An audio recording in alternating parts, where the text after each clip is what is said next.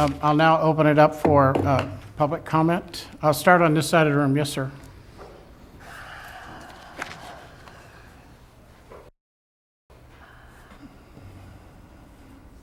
Good evening, Mayor, City Council members. My name's Tom Baruti. I live right across the street from this proposed church, 210 South Jackson, 15 years. I'm also a licensed general contractor, and I am speaking tonight in support of the Planning Commission's report denying the Ministry of Life's request for numerous variances in order to allow it to operate as a church in the building on 155 West Mays. As a licensed general contractor in the state for over 20 years, I've had my work inspected by various city council and other building officials hundreds of times. Most of the time, they would sign the permit if only one or maybe two minor fixes were needed to bring it into compliance. In this case, the entity in question does not meet even one of the requirements that would allow it to operate as a church at this location.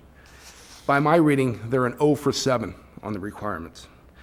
I believe the count, most notably the amount of parking spaces, 58 versus the existing 14, and the requirement that the site be over an acre. It's right at a quarter acre. And also the need to install fire sprinklers into the whole building. And not only that, one other item that wasn't brought up, the electrical system must be drastically upgraded and numerous code violations repaired before they can even think about using that place for a church. These costs alone, I total conservatively would be over $10,000. I understand the church's frustration. However, I feel that their frustration should be directed elsewhere. The landlord, who should have known better before he rented this space to be used as a church, and like the planning commissioner enumerated in the staff report, there are numerous places in Dixon that would serve as a much better location for this church.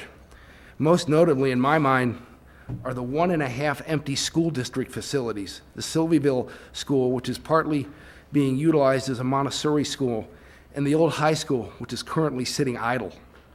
I'm sure most of the people in this room are aware of the dire financial straits of the school district finds itself in today.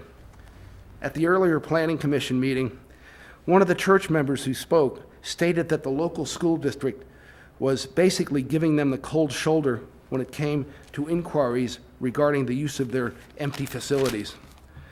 This recalcitrance by the school district is perplexing given its situation. The district should be pursuing any and all means necessary to come up with additional income to forestall massive budget cuts that are looming very quickly. The time has come for some creative ways to solve these dire budget shortfalls. Leasing out parts of unused school facilities could be part of the solution. I would just like to end that I would say that I'm urging the council support the Planning Commission's earlier decision to deny the Ministry of Life's appeal before it this evening. Thank you. Thank you, sir. Continuing on this side of the room, is there any other individuals? Mr. Bestny? Good evening, Mayor, council members, staff.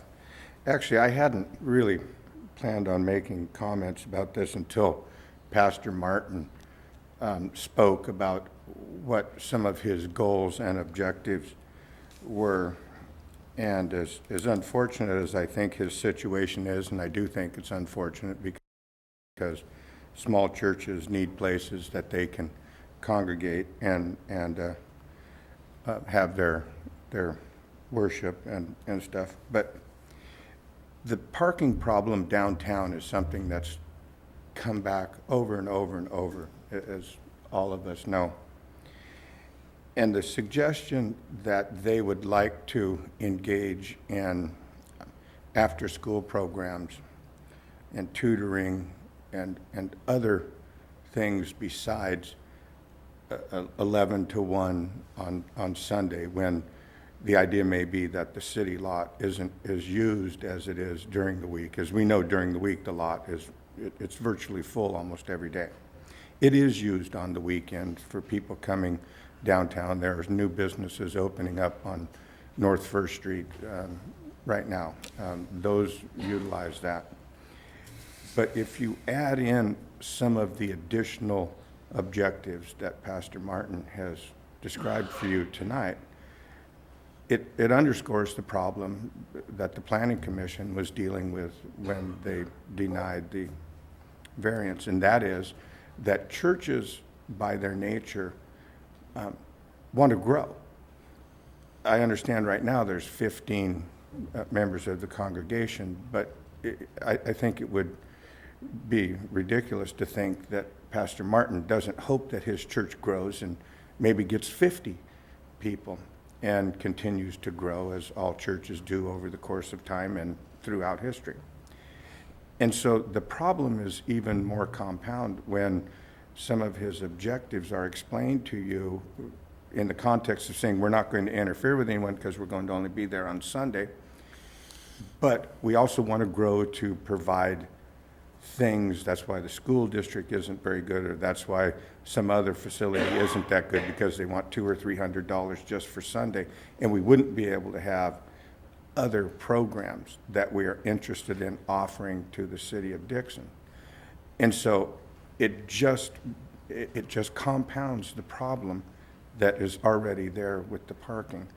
And as much as it pains me to say this, because I do support people having the ability to worship as they choose, I just don't think it's the right fit for this piece of property. And I would urge you to uphold the Planning Commission's recommendation. Okay, thank you, Mr. Bestnick. Continuing on this side, Mr. Simmons.